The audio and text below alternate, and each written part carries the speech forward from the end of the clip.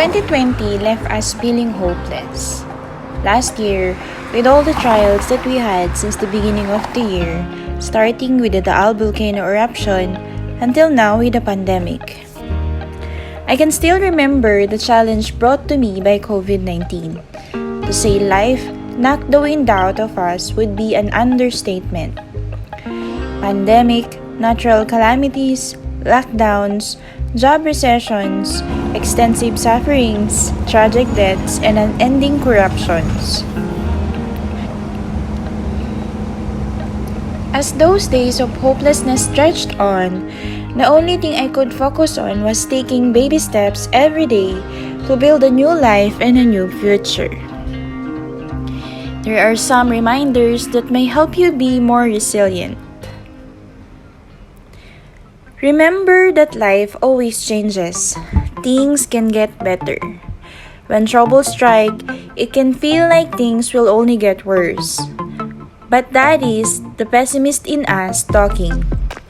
If we keep the faith and respond to the situation with positive and constructive actions, we can break out of the cycle and things can get better. Sometimes, all we need to do is to simply let time pass and to resist the temptation to overreact and aggravate the problem. Recall how you overcame similar struggles in the past. When plodding through a challenging time, it's natural to be gripped by fear, self-doubt, and pessimistic thoughts that we won't be able to surmount the obstacles. We forget that it always feels impossible until it's done, and that we have overcome similar struggles in the past. A simple but extremely effective thing I did was to list down the occasions in my life where I busted through hurdles and rose above the seemingly unsurmountable difficulties. As I penned out the victories, I found renewed faith in myself and in the unknown future, which may well bring the good instead of the bad like I feared. Remember that things aren't as bad as they seem. Zoom out on the issue and focus on the grand scheme of things. More often than not, the raging fires in our lives hijack our attention and we fail to see the big picture. It's rarely the case that every aspect of our lives went our way at the same time. And it's critical to keep the right perspective when the going gets tough.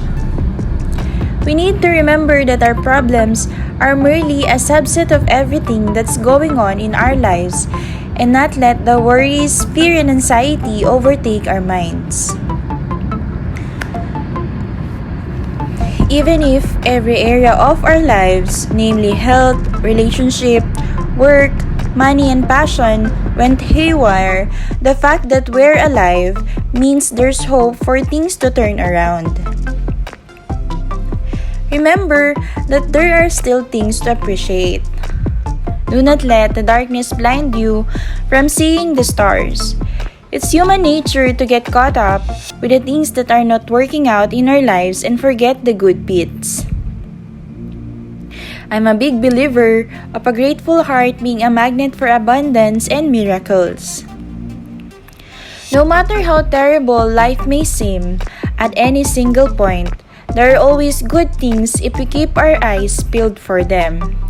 Thanks to the challenges, I came to see who my true friends are. And I also learned to appreciate many of the blessings I had taken for granted. I might have lost money or employment, but these setbacks are transient. I would always have my degree, knowledge, skills, professional experience, and network, and people who care deeply for me to fall back on and to get me back on my feet. With all these tragedies, it's easy to be down and defeated. But we have to focus on the truth, and that is, these too will pass. Don't focus on the negative. Focus on all we have to be thankful for. While maintaining a thankful heart, I realized that even in the dark times, there are stars we can gaze upon if we view our plight through the right lens. Therefore, I would like to share you my happiness. Few months ago, I was challenged by the pandemic, but a blessing in disguise popped up and gave me a new opportunity. Someone on LinkedIn messaged me if I would be interested to work with them. Lucky are those who can get work opportunity without looking for it, and I'm one of them. This is truly a blessing in disguise. I know it's you, Lord. It's always been you.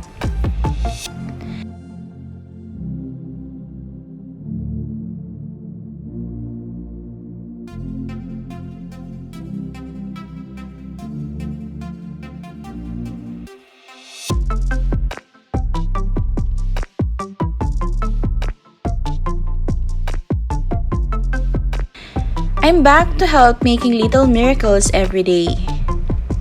Being a fertility nurse is both exciting and emotionally challenging, but is truly rewarding and incredibly fulfilling. There's really so much to be thankful for. To not have been touched by COVID, to still have money coming in, to still have your family members, and to still be alive and well.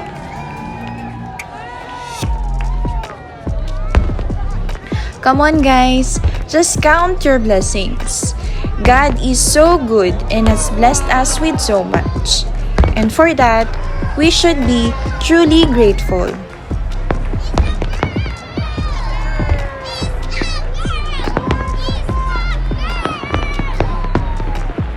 And please remember, your job is the dream of the unemployed. Your house is the dream of the homeless. Your smile is the dream of the depressed. Your health is the dream of those who are sick.